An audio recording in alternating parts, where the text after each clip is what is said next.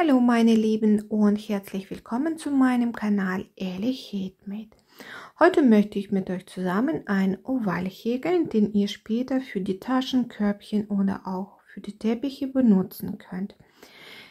Oval werde ich in Strickmuster häkeln und ich werde euch noch genau zeigen, wie man nahtlosen Übergang macht. Gibt es auch mehrere Varianten, die werde ich heute ansprechen und euch auch noch zeigen. Bevor wir anfangen an zu häkeln, möchte ich mit euch so ein Schema ansprechen beim Häkeln. Das ist ein Oval und der Oval besteht aus 3 Teilen.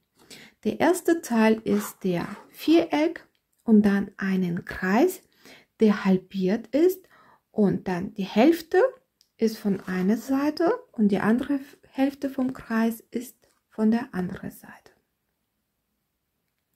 Der Maschenanzahl beim Viereck verändert sich hier nicht. Bei dem Kreis, da verdoppeln sie sich die Maschen jede Reihe. Also in erster Reihe häkeln wir beim Kreis 3 feste Maschen, in der nächsten Reihe werden sie verdoppelt. Und dann in der nächsten Reihe eine Masche wird verdoppelt, eine ausgelassen. In der nächsten Masche, jede zweite Masche wird verdoppelt. In der nächsten Reihe jede dritte und so weiter. Für mein Oval möchte ich 15 Luftmaschen machen und die erste Luftmasche zähle ich mit.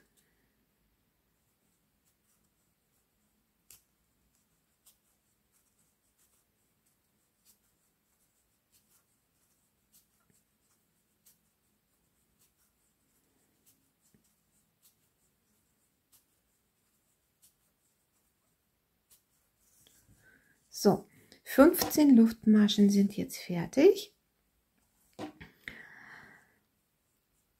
Ich möchte, dass in meinem Oval später in der Mitte keine Löcher entstehen. Deswegen wende ich diese Kette auf die Rückseite und hier auf der Rückseite könnt ihr sehen die Schlingen.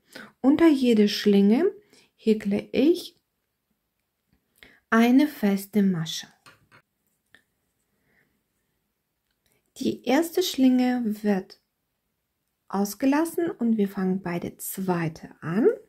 Und unter jede dieser Schlinge häkeln wir eine feste Masche.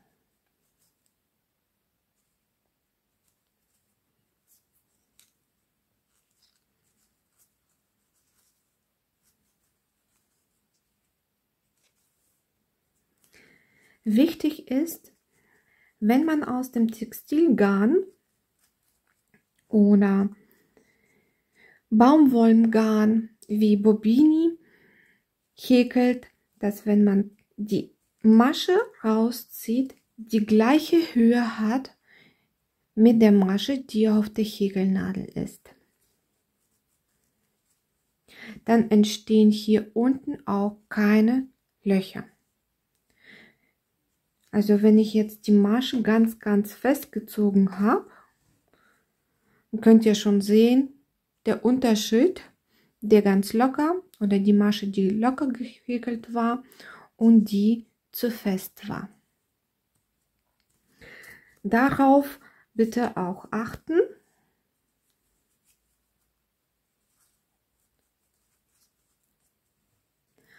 Also bis Ende der Reihe häkeln und dann am Ende eine Masche auslassen. Also die letzte Masche nicht häkeln. Ich habe hier noch die letzte Masche und in diese letzte Masche häkeln wir 3 feste Maschen.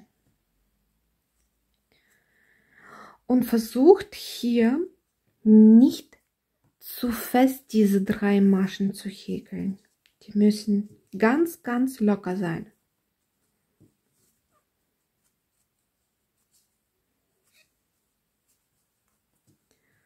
und die dritte. Hier ist natürlich jetzt die Öffnung entstanden und nehme den Endstück, ziehe dran und dann ist die Öffnung geschlossen. Dann wenden auf die andere Seite und dann jetzt in jede dieser Masche häkeln wir eine feste Masche.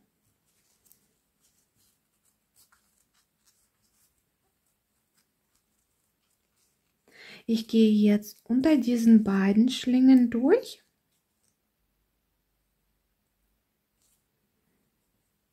So zeige ich nochmal. Hier haben wir 3 feste Maschen, dann unter diesen beiden Schlingen durch und feste Masche häkeln und das Endstück wird einfach mit reingehäkelt.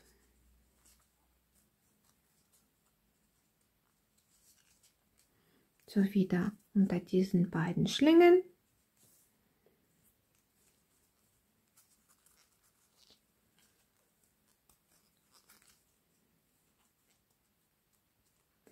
Und dann häkelt ihr 13, also 1, 2 habe ich schon gemacht,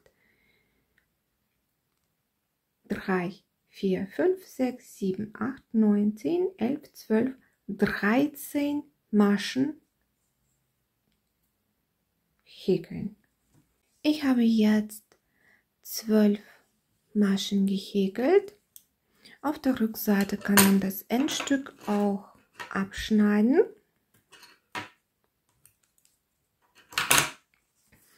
Und macht dann die letzte 13. Masche. So sieht es aus. Jetzt müssen wir auch auf diese Seite 3 feste Maschen häkeln, wie auf diese Seite.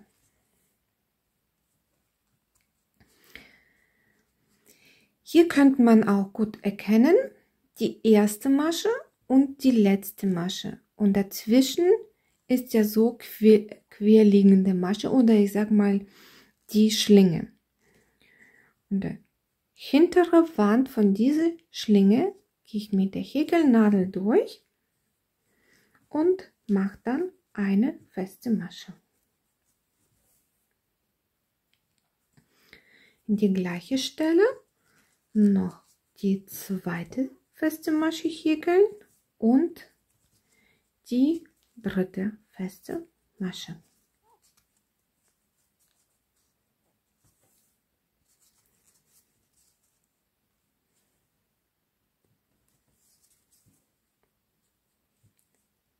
Jetzt ist die ganze Reihe oder die Runde beendet. Bevor ich diese Reihe mit nahtlosen Übergang schließe, möchte ich euch zeigen, wie man Strickmuster macht. Wenn wir die Maschen genau angucken, diese Maschen sehen wie V aus. Jede Masche sieht wie eine V aus, also von dieser Seite. Und wenn wir die Arbeit wenden, von der Rückseite sieht es auch wie eine V aus.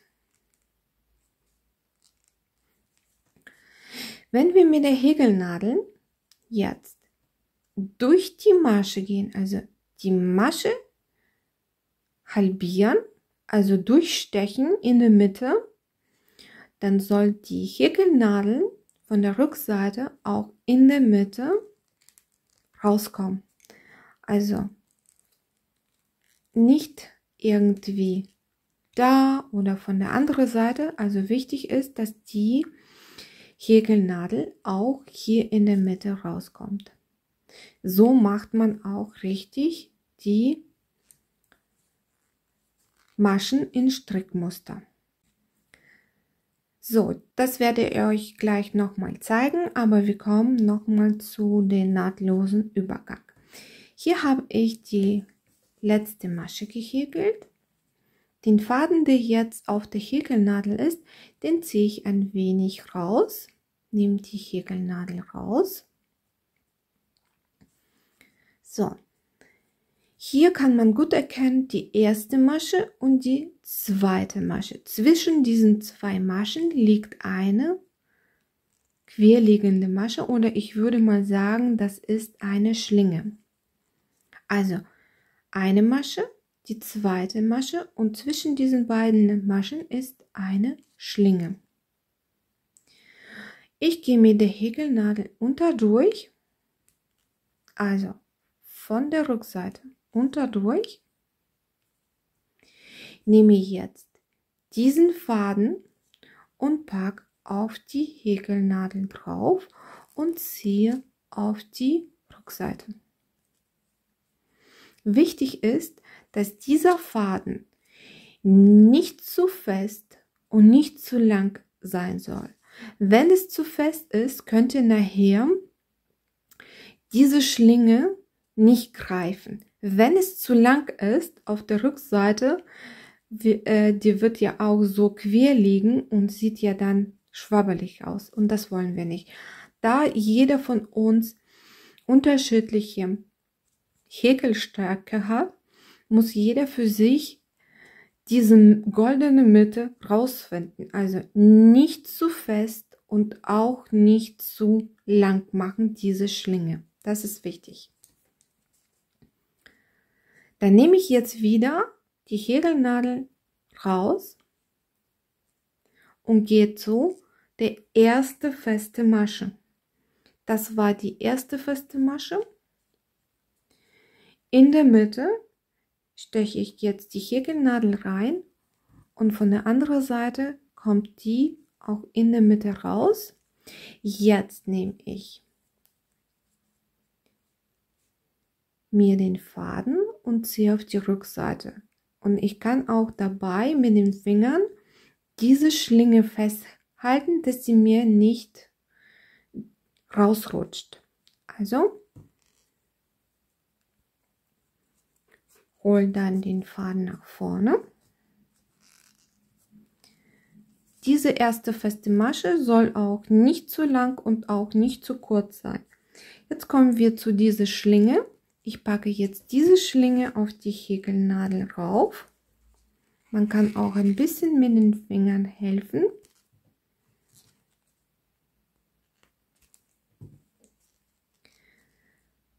Jetzt habe ich 2 Schlingen auf der Häkelnadel und die häkle ich zusammen. So habe ich jetzt nahtlosen Übergang gemacht und die erste Masche in der zweiten Reihe. Dann häkeln wir noch 12 Maschen bis zu der Rundung. Also ich steche in der Mitte rein, von der anderen Seite kommt die Häkelnadel auch in der Mitte raus, hole mir den Faden und mache dann die Masche.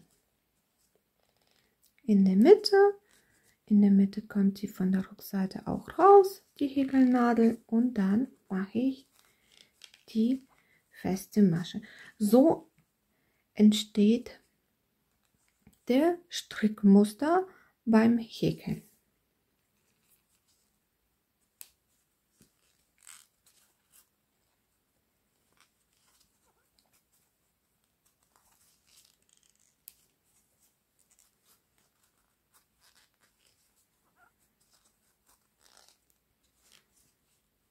Also bis der letzte 13. Masche häkeln.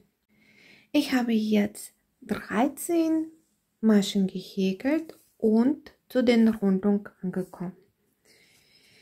Hier waren 3 feste Maschen und jede dieser Masche werde ich verdoppeln. Also in jede Masche häkle ich dann 2 feste Maschen. Einmal.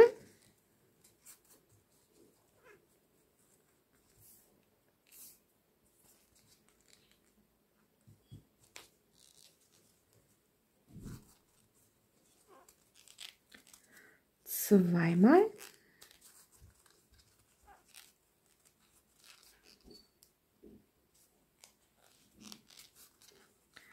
Und dreimal.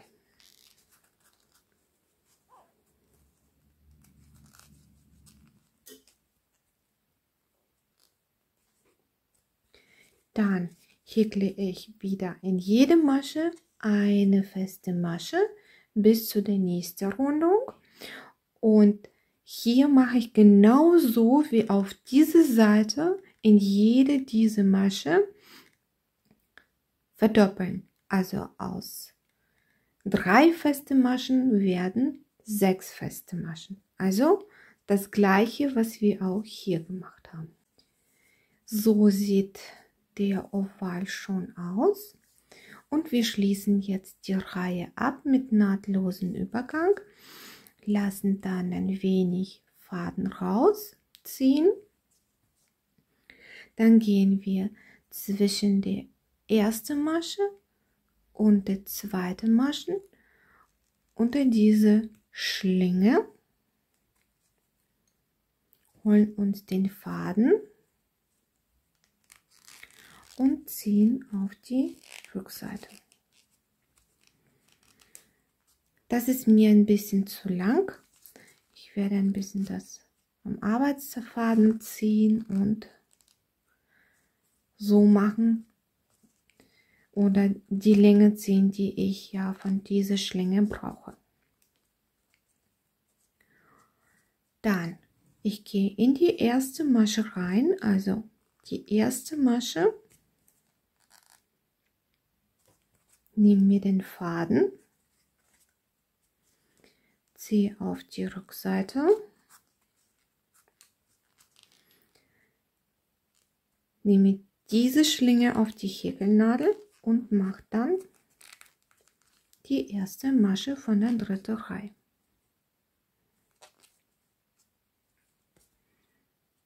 Zweite Reihe mit nahtlosem Übergang beendet. Dann häkle ich noch 12 feste Maschen.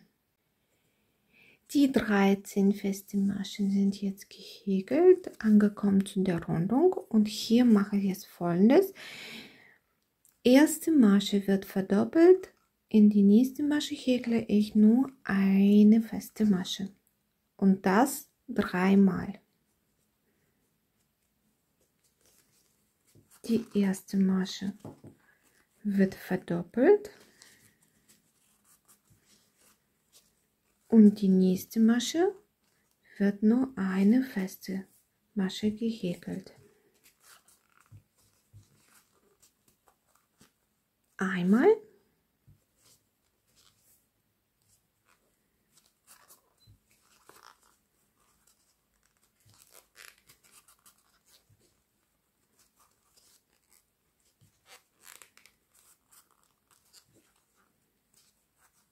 zweimal,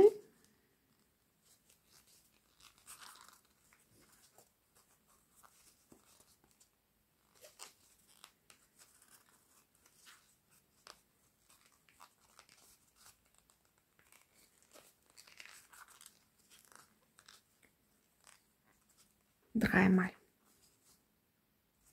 Dann häkle ich 13 feste Maschen und bei dieser Rundung mache ich das gleiche, was ich hier gemacht habe. Also eine feste Masche verdoppeln, eine einzelne Masche häkeln und das auch 3-mal. Die dritte Reihe ist jetzt beendet und machen dann nahtlosen Übergang und beginnen mit der Reihe Nummer 4. Ich zeige nochmal, ich nehme jetzt den Faden ein bisschen lang, dann Häkelnadel rausnehmen, erste Masche, zweite Masche. Zwischen diesen Maschen ist die Schlinge, unter diese beiden Schlingen durchgehen, Faden auf die Häkelnadel packen und dann auf die Rückseite ziehen.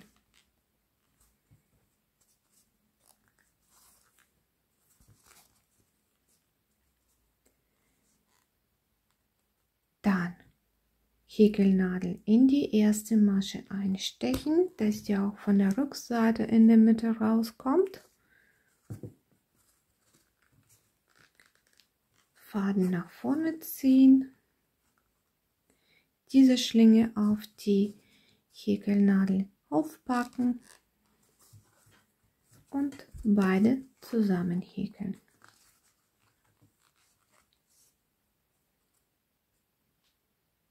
Dann häkeln wir noch 12 feste Maschen bis zu der Rundung. Bis zu der Rundung angekommen und hier wird jede zweite Masche verdoppelt. Also da wo in der dritten Reihe die Masche verdoppelt haben, in jede Masche häkle ich jetzt eine feste Masche und da wo die einzelne Masche war, die wird verdoppelt und das mache ich 3 Mal. Also 2 einzelnen Maschen häkeln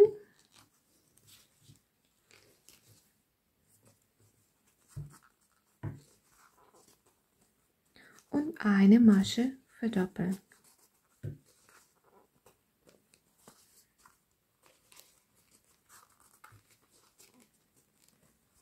Also einmal,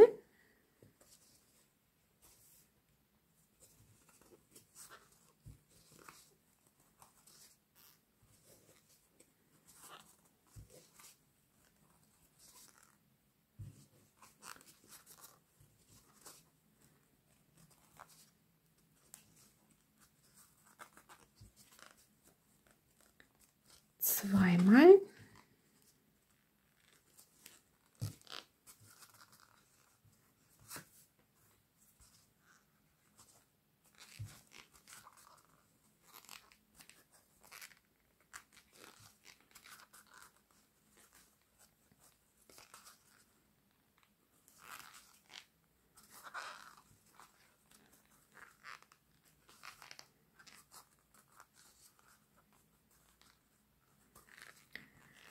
dreimal. Dann häkle ich wieder 13 feste Maschen, also 13 Einzelmaschen und hier mache ich genauso wie auf der Seite, also 2 einzelnen Maschen häkeln, eine verdoppeln und das 3 Mal. Die vierte Reihe ist jetzt auch beendet und ich möchte noch eine Methode zeigen, wie man nahtlosen Übergang macht, und zwar Häkelnadel wegnehmen und bisschen mehr Faden rausziehen. Dann, wie gehabt, zwischen erster und zweiter Masche Häkelnadel durchstechen, Faden nehmen und auf die Rückseite ziehen.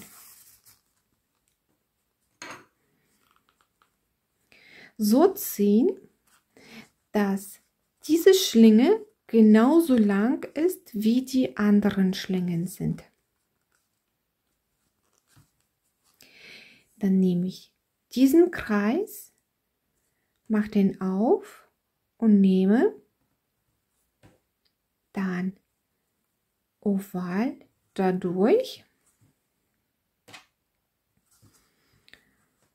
Dann habe ich von einer Seite das Arbeitsfaden und von der anderen Seite diese Schlinge, wo der Arbeitsfaden auch rauskommt. Dann nehme ich mir den Arbeitsfaden und ziehe dann an diese Schlinge oder an diesen Arbeitsfaden ziehen. Da wird diese Schlinge kleiner.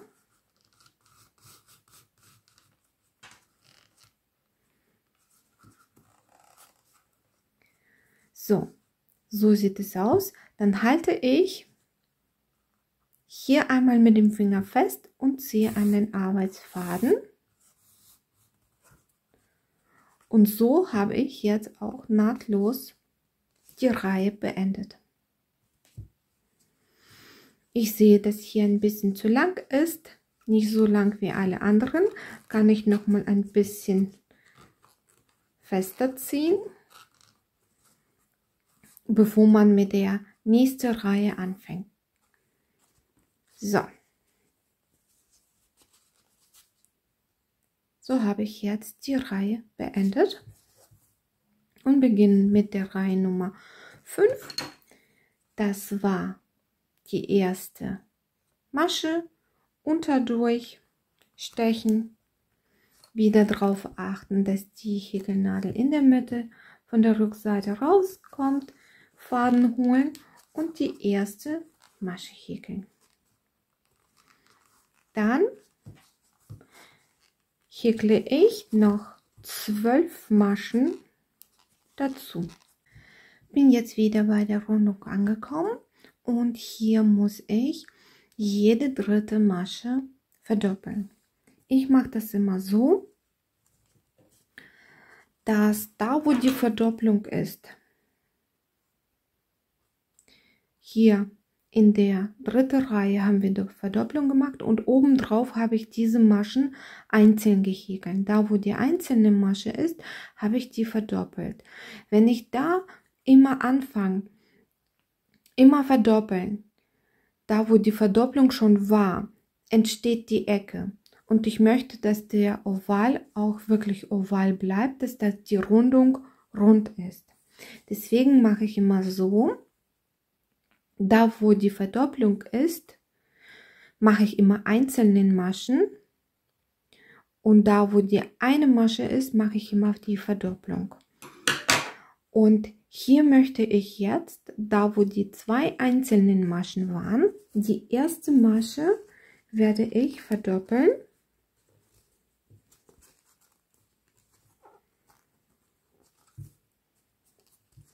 Und dann häkle ich 3 einzelnen Maschen und das alles 3-mal.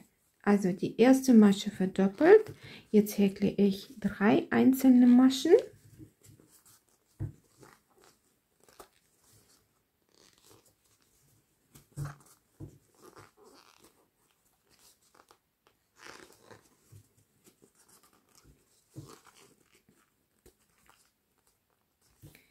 Wieder eine Masche verdoppeln und dann 3 einzelnen Maschen.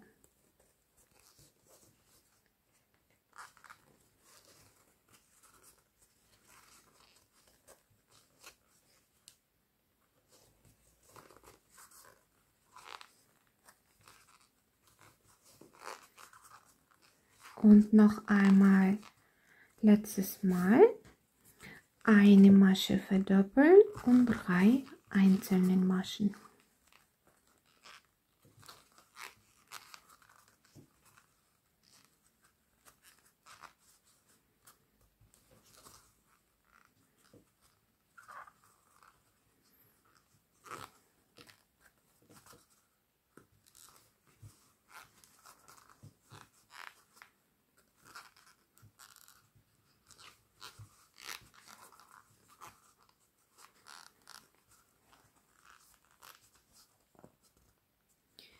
Häkle dann 13 einzelnen Maschen und mache diese Rundung genauso wie auf der Seite. Die Reihe 5 ist jetzt auch beendet und ich zeige euch nochmal die zweite Methode, wie man nahtlos die Reihe beendet. Ich ziehe wieder am Faden, dann gehe ich mit der Häkelnadel unter den beiden Schlingen zwischen erste und zweite Masche, nehme den Faden und ziehe es auf die Rückseite.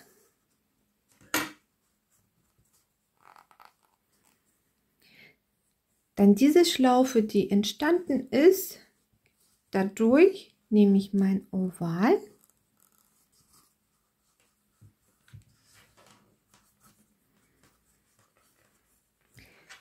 Hier ist jetzt der Arbeitsfaden und an den Arbeitsfaden ziehe ich. Achte ich darauf, dass hier diese Schlinge nicht zu lang ist.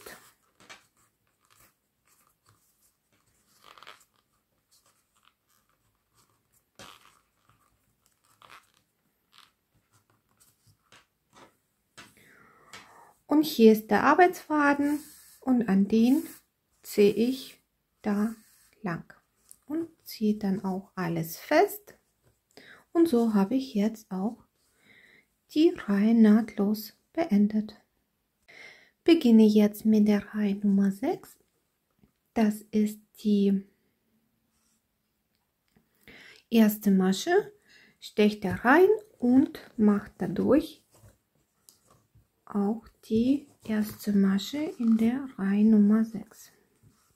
Dann häkle ich 12 Maschen bis zu der Rundung. Ich bin jetzt bei der Rundung angekommen und ich mache jetzt Folgendes. Ich muss hier jede vierte Masche verdoppeln. Hier war die erste Verdopplung in der letzten Reihe. Diese 2 Maschen werde ich als einzelnen Maschen häkeln. Dann verdopple ich eine Masche und dann häkle ich 4 einzelnen Maschen. Eine Masche verdoppeln, 4 Maschen, einzelnen Maschen und zum Schluss häkle ich noch 2 Maschen, die ich hier ausgelassen habe. Also 2 einzelnen Maschen, verdoppeln, 4 einzelnen, eine verdoppeln, 4 einzelnen, eine verdoppeln und zum Schluss 2 einzelnen.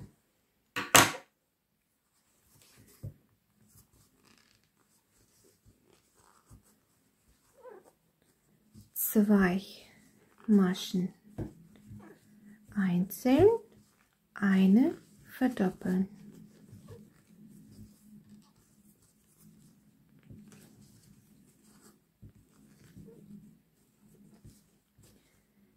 Vier Maschen einzelnen,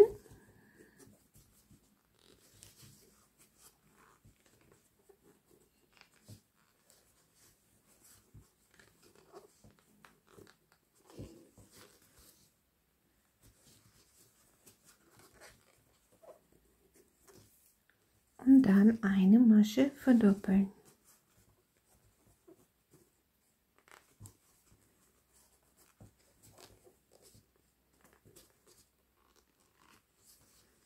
Wieder 4 Maschen einzeln,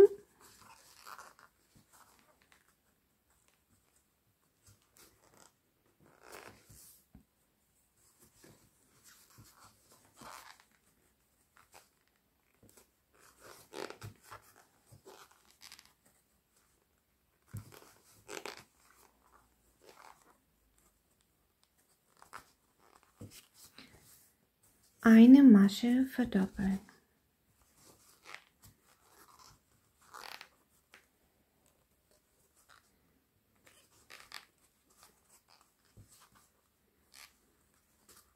Und dann 2 einzelnen Maschen.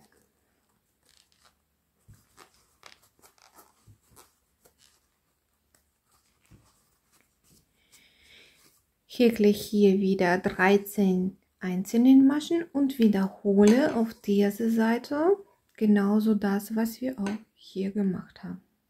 Ich bin jetzt auch mit der Reihe Nummer 6 fertig und beende dann die Reihe mit nahtlosem Übergang. Jetzt habe ich euch gezeigt, wie man so einen Oval häkelt, wie man die Seiten macht, gerade Seite und 2 Methoden von nahtlosen Übergang. Ihr müsst es ausprobieren und eine Methode rausfinden, die für euch am besten geeignet ist. Weiter werde ich den Boden nicht oder Oval nicht häkeln, das reicht mir schon aus. Und wenn ihr weiter in die Breite gehen wollt, müsst ihr natürlich auch gucken, wenn wir hier beim Oval jede vierte Masche verdoppelt haben, dann in die nächste Reihe jede fünfte, dann in die nächste Reihe jede sechste, jede siebte, jede achte und so weiter kann man das auch machen. Von meiner Seite war das schon. Ich hoffe, dass die Anleitung euch hilfreich war. Und für meine Anleitung macht ihr den Daumen hoch, meinen Kanal abonniert und weiter meine Videos anguckt. Ich wünsche euch dann viel Spaß beim Nachhäkeln, beim Ausprobieren, beim zu testen. Ich wünsche dann viel Spaß und bis zum nächsten Mal. Tschüss!